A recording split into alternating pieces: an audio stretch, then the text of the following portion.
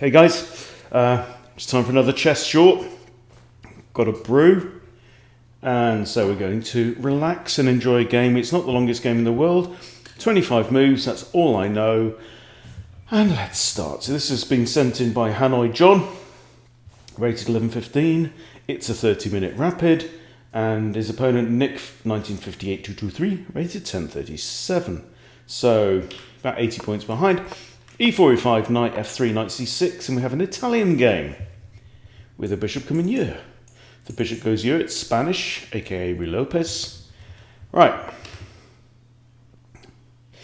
Okay, now this is what I would call a beginnerish move, right? So the purpose of this move is to stop the knight coming in with a Friedlander style attack, but you don't have to do that, right? Because if the knight comes in, you can play d5. Okay, and then if pawn takes, I think there's a way out of it anyway. But we can look at that. So in fact, let's look at it now. I'm going to pull up an analysis board right now in here on chess.com, and we shall see. So we have the Italian game on the board, and the bishop comes out. Now, we'll let the fish do its stuff. So black here plays h6. Now, one option is to bring your bishop out straight away. So bishop c5, or knight f6, or d6. Right, d6 is playable here. Okay, so let's just figure this out. Now, if you are if you play this, right, or if you play e4, e5, and you go down this normal route, if you're rated over 1,000, you ought to know what you're going to do against the Italian, and it isn't h6. Okay, so let's look at this. So we'll look at line number 1. And this is how you can just educate yourself, right? I'm not a huge, expert in the Friedlander. I just, I don't normally go down this route. I do play as black e4, e5, knight f3, knight c6 at the moment, but then I'm coming out with this, right? Whatever happens, and then so I'm not worried about any Friedlander stuff. So anyway, so bishop c5. Let's just look at this line. Bishop c5, and then if the knight comes in, queen takes, right? It's just a blunder. So that's the point. The knight cannot come in straight away. So what's the point of playing h6, right? When the queen is already guarding that square, you just don't need to do it, right? You can also play knight f6. Now then, if the knight comes in, this shows you what to do. You play d5, right? d5, e takes d5, and now your knight's under attack. But the point is that you've got knight a5 here, attacks the bishop. So whatever happens here, actually the best move here is bishop b5 check. Okay, and then you can play c6. And the point is that the computer will literally teach you what to do. So anyway, let's go back to here. So we play this. So, obviously now we know the queen guards that square and we don't have to worry about it. Okay, so Hanoi John now goes kind of, what is this? This is, is this kind of a gambit thing? I don't know what it's called, but this is like playing the Scotch after the Italian. Okay, so the point is now we're attacking this pawn twice, it's defended only once. And if the pawn takes, we've got ideas. We could even actually push c3 here, that's the thing. Okay, so black again is playing a kind of guarded way. Now, if we take, white can then take the queen, and then black is faced with a couple of unappetizing options. Taking with the king, you lose castling rights. Taking back with the knight, you've just undeveloped your knight, right? Put it in the middle of the board, stopping the rook coming out. It's going to have to move again to do anything useful at all in the game. So for me, if this was me, if I was given this position, I think takes D takes e5, perfectly good idea. Okay, John plays knight c3. This is interesting, but now takes, you take back with the knight, knight takes, queen takes, and we're all good. But it does look as though black is just playing a little bit passive. And although we're only a few moves into the game, this passive play, even in the opening, can really hamper you in the game. So anyway, okay, well, maybe I speak too soon. Bishop comes out pinning the knight, right? A little bit of aggression here. And now you see that because this knight's come here, the knight can't come to d2, protecting this knight here. Castles here is all right now, because if bishop takes, you've got queen takes back, and then you've actually got a checkmate threat. So castle's good. Oh! Taking advantage of the pin. This is what we like. This is a good move. So suddenly black has grown some. Black grows a pair. Spoiler alert. Okay? And now we've got quite an unpleasant threat of knight takes, and you've got to take back the pawn. That happened to me in the game just now, in the Vienna. Yes, that was a decent move. So obviously knight can't take knight because the queen falls. So this is good. This is taking advantage of the pin. Bishop e3 hits the knight. So now if bishop takes, pawn takes, knight is to move. But knight d5 is not a bad place for that knight to go. Okay, defends the knight. This does create a nice little hole to put our horse into. Nice little horse-shaped hole. Because, so was this necessary by black? Takes, moves.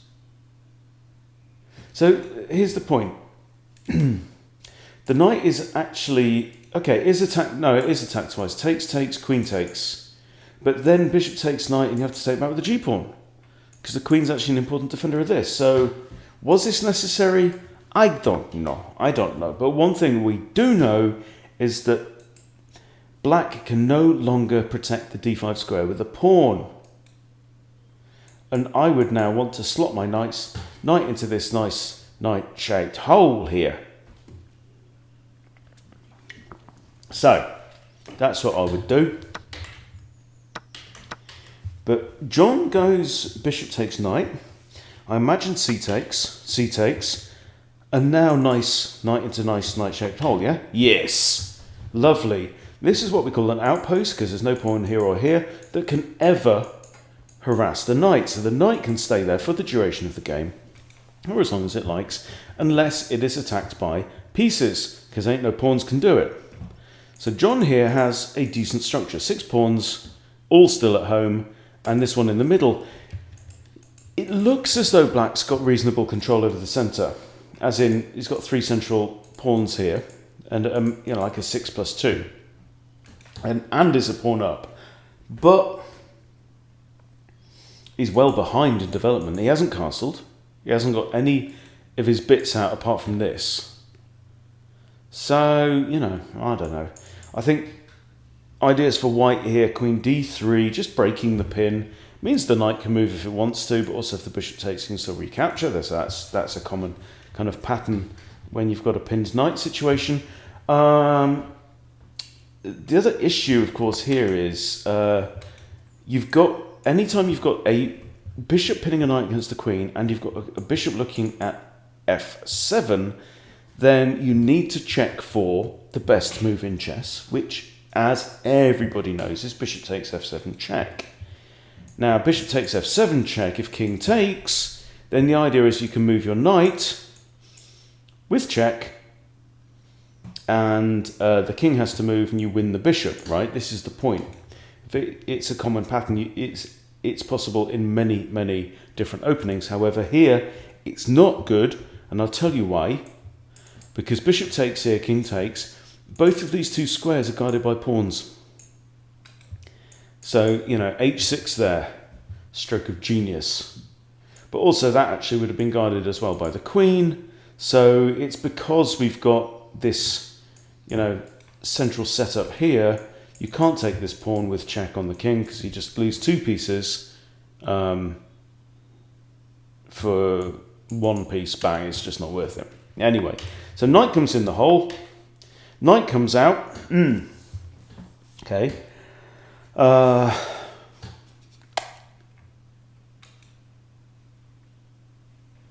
Like we said, this knight can only be harassed now by pieces. I think... So here we have tension, right? I made a video on this the other day. One of the deadly sins of chess is this automatic trading, right? Whenever there's tension, you go, oh no, tension, I can't handle it. Oh my God, can't handle it. I must remove the tension immediately by trading off. Now, if you take here, you're just saying to black, please develop your queen for free. And while you're at it, please add another attacker against this knight here. Okay? So you take, queen takes here, black does something. In fact, what black does is check with a fork on there. So that would be very, very bad. Actually, no, he doesn't, because of course we've just lost our knight. So forget that idea. So takes, queen takes, and then the problem is you're faced with bishop takes knight, and either pawn takes, not there, either pawn takes opening up the king, or queen takes, in which case queen takes and then pawn takes opening up the king. So your king's going to get peeled open at some point anyway. That's the problem with that. So white should not take this knight. What white should do is just like stare out black and go, I'm scared of that knight, because if you take me, I take with my bishop. I'm now targeting this pawn, which can't move because it's pinned against the rook. So what I'm going to do is I'm going to play queen d3 and defend my knight and stuff like that. That's what I would do. Okay, so what John does is kick the bishop. Well, it's kind of a kick, or it's putting the question to the bishop, saying, okay, bishop, right? Man of the cloth, what is your plan? Are you going to take the knight, or are you just going to stand there? Or are you going to run away? Or are you going to run away that way? Okay, so now the bishop has to come to a decision. I probably wouldn't have played this move. And one reason is that black still has a dark squared bishop on the board, so pushing this weakens the dark squares to some extent around there, although it has to be said the dark squares are kind of gummed up in the middle of the board. So he does this, what does the bishop do? Bishop takes, queen takes now, right? Queen takes, maintaining some integrity of the king's bodyguard around the king. And now we are in a position, right? So what black has just done there, by trading, I probably wouldn't have traded as black here. I don't think so. And one good reason is we've got 1, 2, 3, 4, 5 pawns on dark squares. And what that means is that the light squared, the light coloured complex is very open and available for this guy, right? This guy has not got such a happy situation in life. This guy has a choice of 2 squares that it can visit, right? So this bishop is what's known as a shit bishop, right? This bishop is what's known as a good bishop, and by trading it off, bang, bang, look now what is going on here, right? Now we've got knight and queen looking down on this knight, and if knight takes, same problem. Pawn takes, uh-oh, king's got no safety around there. Yeah, queen takes, we trade queens, and same problem. Yes, black has a nice bunch of pawns in the middle of the board, but that counts for nothing if you can't get your king safe. So, what does black do? Trades off. This is not clever, right? Black blinks. Black has blinked. Bishop takes, and now look, we are threatening what's known as mate in 1. And that's not fantastic. We're also threatening this. We're also pinning the pawn. We're threatening queen takes here and it's game over. So what's black going to do? Black is going to have to push this pawn, put the queen there and trade off. It's not happy times. It's not happy times if you've got the black pieces here. Yeah? I mean, what can you do? You've got to prevent mate. So queen here is a thought. Queen there is a thought. Queen there is possible. Queen here is possible. Although inadvisable, right? Okay, so black moves the queen, moves to here where it defends f7. Fair enough. Also happens to be attacking this pawn, but not really, because if you go into taking that pawn, you get yourself like checked, and then the king has to go here, and then you get a rook here. The queen has to move, and then the king's out of squares, and it's not going to be very nice, is it, at all? So, okay, John, did you need to do that? I'm not sure you needed to do that. I think possibly rook a to c1 might have been preferable, maybe. Yeah, then you push the pawn. If takes, you take the rook and harass the queen. I don't know. But anyway, it solves an issue. Now, if pawn takes, what are you going to do? That's the thing. Pawn takes, are you going to take the queen and give yourself an isolated pawn, 2 isolated pawns? Don't know. Let's see. Pawn doesn't take. Now he pushes f6 as well. But he's already defended that pawn and prevented mate. So now it's just prevented mate twice. However, anytime you move a pawn, obviously, you weaken stuff. And what black has done with this is he's now put a 6th, no, I tell a lie, a 7th pawn on dark squares. He traded off his light squared bishop for no good reason whatsoever. So now he's just made life extreme. Oh no, actually, no, I'm completely wrong. The bishop now has 3 squares that it can visit. 1, 2, 3. So this bishop can now happily dance around these all squares, defending these pawns to its heart's content. But the problem is with this move that you've opened up now a light square diagonal that this bishop cannot prevent, and nor can the queen, because the queen can only block there, and then queen takes queen, defended by the bishop, and it's all gone Pete Tong. So white here, I think maybe queen h5 check would have been better. Just a thought. Just planting seeds. Okay, so anyway, c takes d4. And if ed, then it's not going to be pretty, because you're going to centralize the rooks, and it's going to be all... Okay, cd. Why? No, right. This is important. And Nick 1958-223, if you're watching this, what are you doing? Okay? This is what you must think, right? If white takes you, yeah, then you recapture with this pawn here.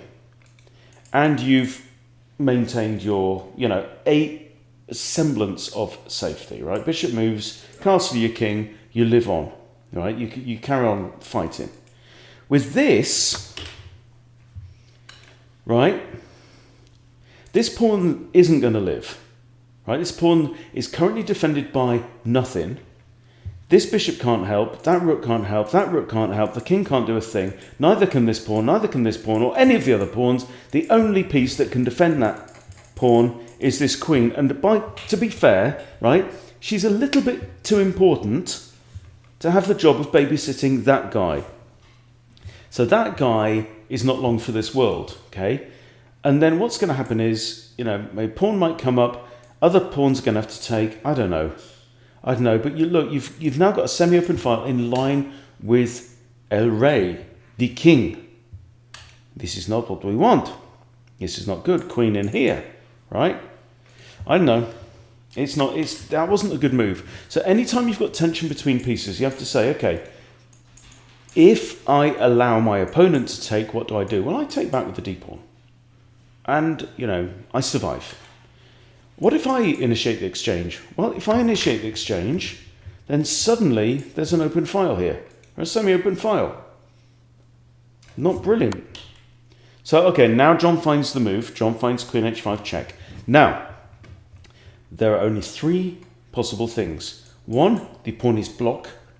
Queen takes pawn, nothing gained. Option 2, queen blocks, even worse. You lose the queen, nothing gained.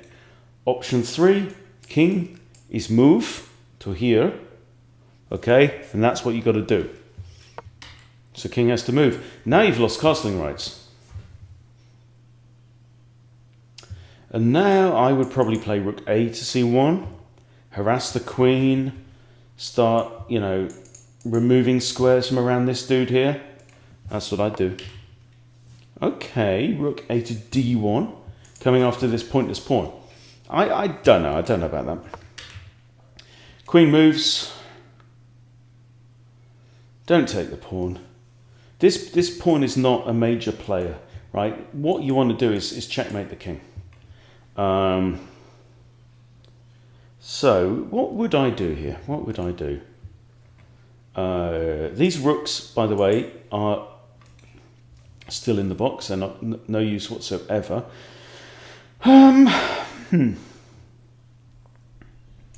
It's tempting to push f4. That is a bit tempting. I don't know. Taking the pawn, does that even make sense? Take the pawn. Yeah, I just stick a rook on the c file. I think is the. This kind of makes sense. What would I do here?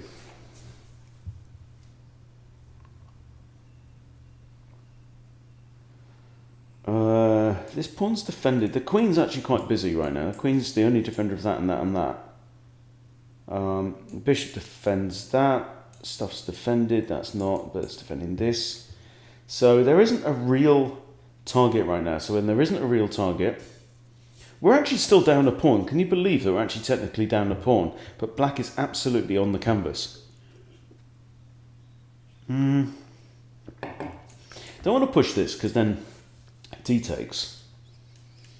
Or do we? Push, d takes, queen in here. I mean, that's not a bad move in general. So let's see what John does. John takes the pawn. Okay, free stuff. Rook across, okay. But that drops this pawn. Oh! No, it doesn't. No, it doesn't. Queen defends, like we said before. Okay, queen defends that. You can't now move across to the open file because black has now owned the open file. And your rooks are not connected, so you've only got one rook that can do it. So you put down here rook takes and you lose a rook. Not good. Trading down, not good. Because you're actually, well, material is equal, right? But no. Absolutely do not want to do this. You know what I would do?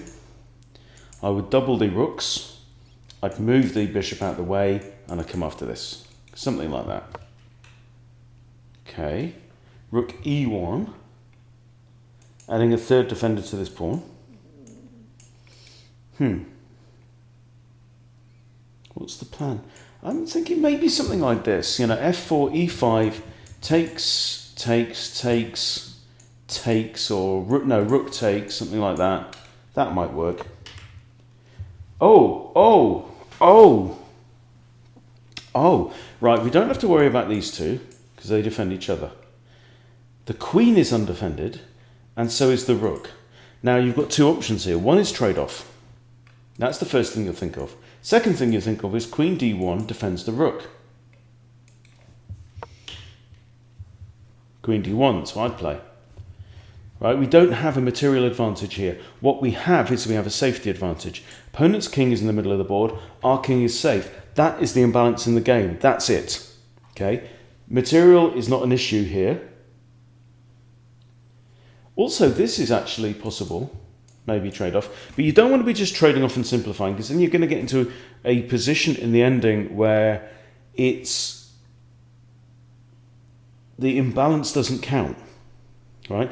In the ending, if you simplify and trade queen for queen and rook for rook and all that kind of stuff, then you're going to end up in a position where your king being safe behind these pawns ceases to matter. Black's king being in the middle of the board actually turns into an advantage because he's nearer to the middle. Right, so you don't want to trade. So I think dropping the bishop back. Okay, and also another issue is that while these pawns are all on dark squared, this is still a rubbish bishop. Hang on, can he still castle? No, he can't castle. King's moved. So the black king obviously starts on the opposite colour. Okay, so he can't castle.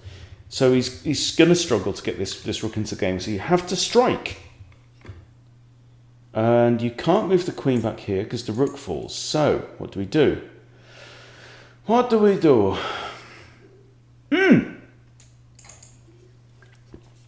Free stuff. Boom! Get in, Jono. Get in, my son. Free stuff. And what's more, we attack the rook. But the rook comes here. Then we might lose this pawn. Rook comes there. Now.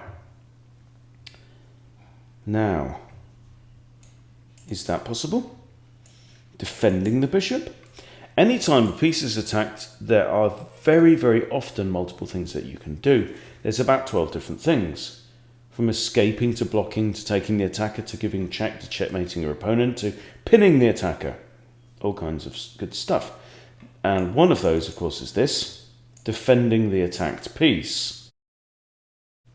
This rook has now just become worse by moving off the open file onto a file that ain't open. So this is an idea. Also gets oh, hang on. But then you've got, oh no you haven't, because rook defends. So that is a move. It is a move. And if pawn advances, you drop the rook back to b3. Still good. What does John do? Oh! Counterattacks the queen, but here's the problem. Queen can take b2. But then we can take there, and bishop takes there, and queen takes there with check, so the king can't go any of these or can't go there, so king has to go here. Our queen is on d6. Queen comes here. Oh, I don't know. If king goes back there, we've got a rook here that can go. King goes here.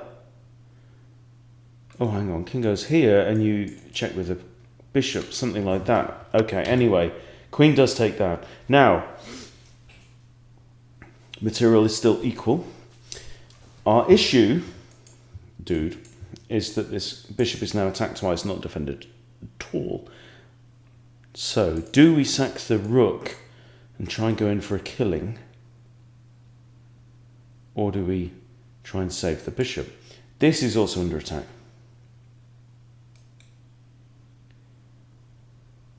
Tension. Takes, takes, queen takes, check. Can't go to any of these. Can't go there. Okay, so takes, takes, takes, takes, queen takes, check, queen's here, king goes here. Bishop here, check. King can't go there or there or there or... Is that checkmate? Duh.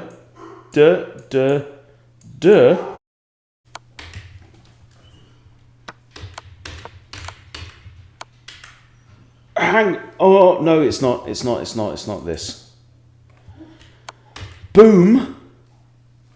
And now the king must go to one of these squares, and we only win the other rook. Wasn't checkmate at all. Oh. King has this and this. And it doesn't matter because we have queen. Oh my goodness gracious me. Well, that ended suddenly, and it was all down to this brilliant rook sacrifice. Wow. That was beautiful. I didn't even see the... What? Bang. Yes. King goes here. I didn't even look at this one. There with check. Right? Yeah, king, we knew king had to go there, right? I missed this one entirely. Now, what the king has to do here is go onto a dark square because queen is x-raying the other queen. The king had gone to a dark square. Then this move wouldn't have been possible because the bishop can't move with check, yeah? So here we've got, oh my lord. Oh mon dieu. Now we take that, but we lose a bishop. But even better, boom, batter, spank. And black here resigns. Wow, that was a load of fun. John, good game. Good game and great finish. I mean, that showed a real depth of evil that I admire, I have to say, mate. Well done. That was a load of fun. That was a load of fun. So there you go. Just a bit of fun then for a Monday. It's bank holiday here. I'm going out with my dad tomorrow to celebrate his 75th birthday. All should be good. Taking the dogs out for a walk. Hope you're having a good time. Hope you're enjoying your life and enjoying your chess wherever you are in the world. Thank you for watching my channel. Do appreciate it, guys. And please remember to subscribe if you haven't subscribed. Don't worry, most of my videos are better than this, but still doesn't take anything away from John. Good game, my son. And thanks to the opponent as well. Thank you for watching. See you soon.